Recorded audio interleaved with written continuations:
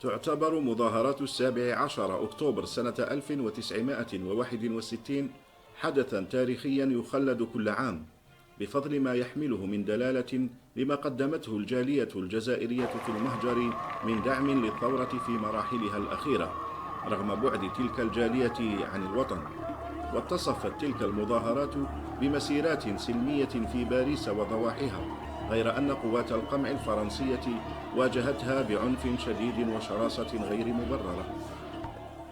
Vous savez, on parle toujours du 17 octobre 61, mais moi je parle de toute l'année 61, parce que il faut se rendre compte que l'année 1961, c'est une année qui est vraiment atroce à Paris, en particulier dans la région parisienne, pour les Algériens.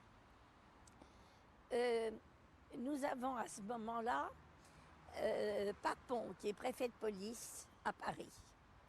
Et Papon a été avant IGAM à Constantine. Papon a dans l'idée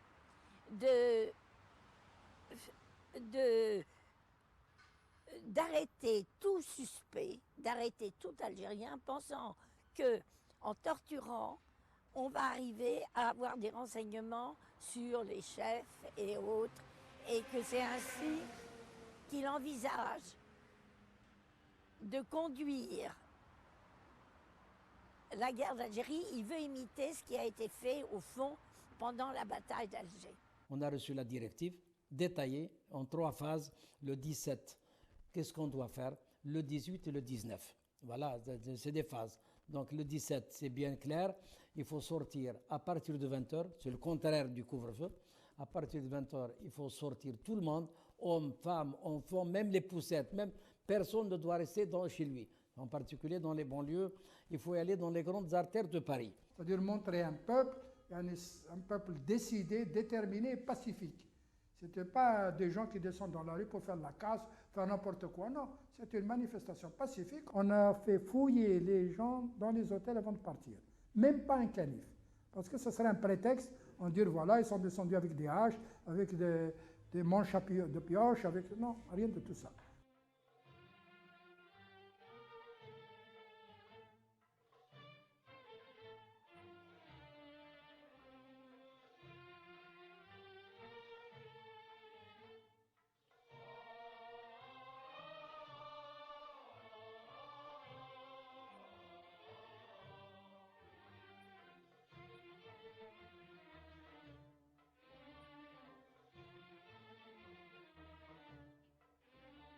تبعنا القانون تاعنا احنا يعني اللي عطاونا مشينا هكذاك.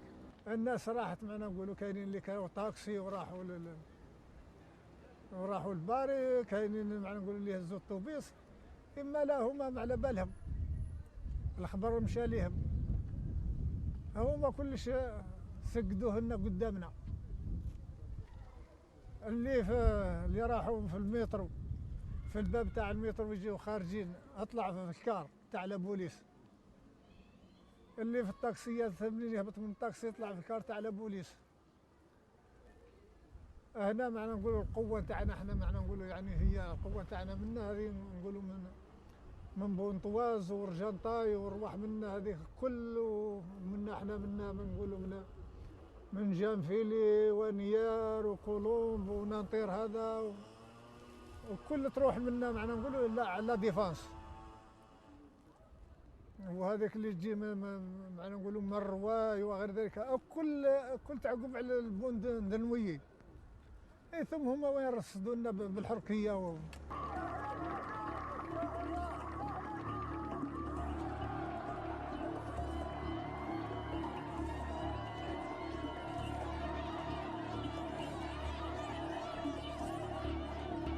Toutes les provocations sont venues de la police. Et malgré ça, les Algériens n'ont pas riposté. Ils étaient parce qu'on les a bien mis.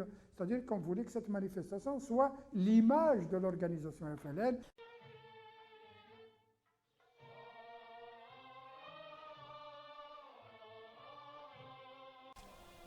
استفزازات كانت كبيرة فعلا، لكن المتظاهرين الجزائريين لم ينساقوا خلفها أبدا، في التزام كبير ومميز بتعليمات القيادة وحفاظا على صورة الثورة في الداخل والخارج معا، وهو ما تؤكده شهادات أخرى للمشاركين في المظاهرات. Moi, ministère de l'Intérieur et de la Présidence, et je savais que l'une des manifestations allait venir sur le boulevard et qu'on allait se retrouver nécessairement devant le cinéma Rex, qui, de toute manière, et traditionnellement faisait partie des lieux de manifestation. J'ai quitté le bureau, je suis plus vers 6h15, 6h20, temps de prendre le métro. J'arrive au métro Richelieu-Drouot, pour ceux qui connaissent le métro de Paris. Je me suis dit, je vais descendre là, je vais faire le reste à pied. Mais il y avait tellement déjà de monde sur les quais, dans les couloirs, que j'ai dit, je vais plus loin. Je descends en fait, de l'autre côté du cinéma Rex. Je rentre dans la manifestation, il y avait déjà des accrochages avec la police, les CRS, ça cognait un peu partout. Et on commençait, j'ai entendu d'ailleurs des coups de feu, mais sur le coup j'ai pensé qu'ils tiraient peut-être à blanc pour faire peur.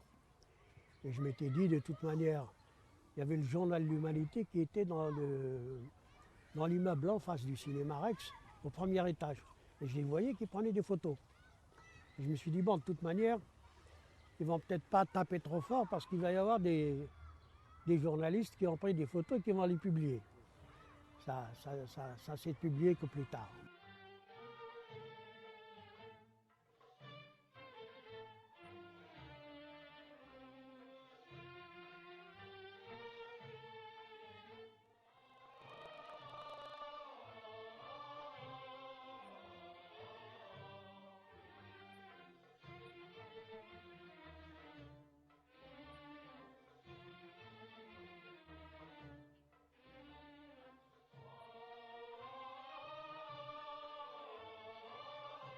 Il y a eu un encouragement de la répression dans le sens où il y a eu aussi des faux messages qui ont été diffusés sur les postes de radio de la police, disant qu'on avait vu des manifestants armés, ce qui est faux, les manifestants n'étaient pas armés, mais en diffusant ce genre de faux messages, on encourage encore plus les policiers à en découdre.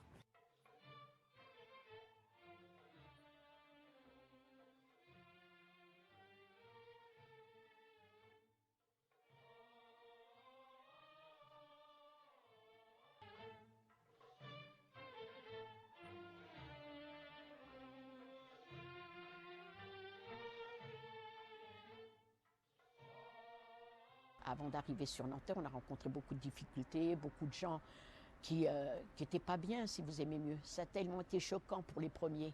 Les premiers, quand ils ont vu les gens tirer, les gens les jeter dans la Seine, pour eux, c'était choquant. Hein. Nous, on a eu cette chance de ne pas être comme ça dans les débuts.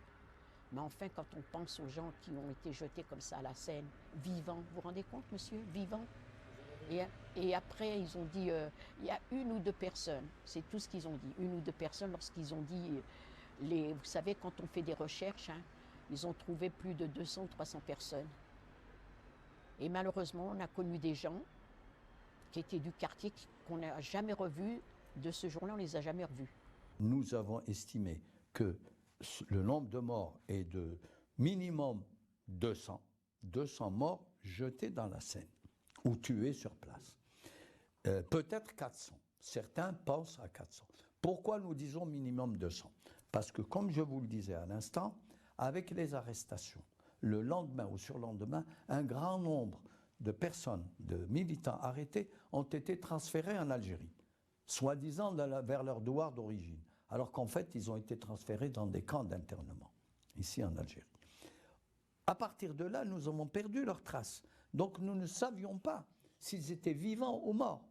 Les 200 dont nous parlons sont les 200 qui résultent des rapports que nous avons reçus dans la semaine ou la quinzaine qui a suivi la manifestation. Et là, ce sont des chiffres précis venant de la part de l'organisation, c'est-à-dire lorsque quelqu'un dit « j'étais à tel endroit, un tel qui était avec moi, je l'ai vu, il a été bastonné, assommé et jeté dans la Seine ». Là, on a fait ce calcul, on arrive à 200. On a laissé papon après ce qui s'est passé le 17 octobre, c'est qu'on voulait bien. D'ailleurs, il faut se dire, il a toujours dit 3 3 morts pour le 17 octobre, alors que moi je fais référence à Jean-Luc Naudy, qui a dit et qui a vérifié toutes ces preuves, et je pense qu'effectivement il dit la vérité, il y a eu au moins 300 morts le 17 octobre.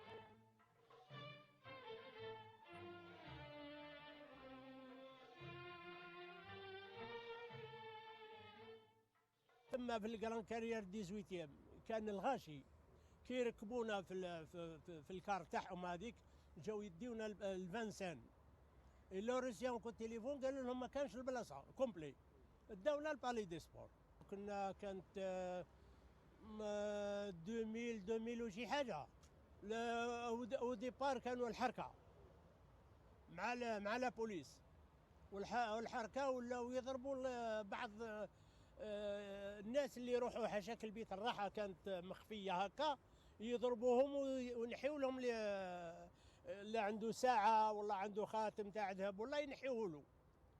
الور ولات الفوضى ثم كاينه الفوضى جاو قالوا لهم واش كاين ولاو نحاهم جابوا لنا العسكر اللي كانوا متكلفين بينا.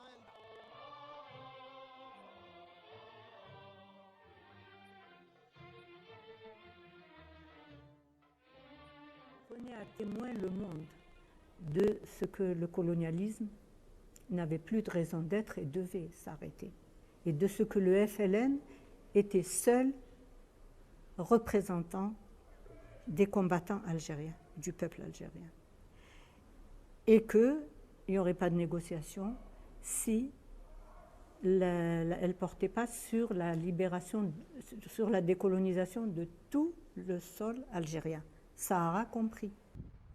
Je ne considère pas, en ce qui me concerne, que le dossier est clos et qu'il a tout dit, parce que sur la répression de l'immigration en France, notamment le 17 octobre, sur d'autres épisodes, comme la pratique de la torture par l'armée française, comme des épisodes de répression, non seulement le 8 mai 1945, mais août 1955 dans le Constantinois, par exemple, où il y a eu aussi une répression massive, et d'autres épisodes aussi ont été marqués par des massacres de masse. Donc je crois que tout n'a pas été dit par les autorités françaises sur cette répression coloniale et sur cette guerre d'indépendance. Quand on voit maintenant que sur le pont Saint-Michel, vous avez une plaque, ici sont morts des Algériens pour la liberté, pour la, je ne me rappelle plus du terme précis, qui en tout cas qui sont morts pour la défense de leurs droits, on n'est pas allé très loin, mais enfin, il y a quand même une reconnaissance de la justesse du combat des Algériens pour leur liberté. Et ça, c'est inscrit sur le marbre, sur plusieurs ponts de Paris. Ça, c'est le résultat aussi, il faut le dire, du 17 octobre. Et maintenant, c'est inscrit dans le marbre, c'est gravé dans le marbre, et c'est pour toujours. Là, le sacrifice des Algériens de cette époque-là ne sera pas perdu, en tout cas, il ne sera pas oublié, parce qu'il est là, il est inscrit pour l'éternité.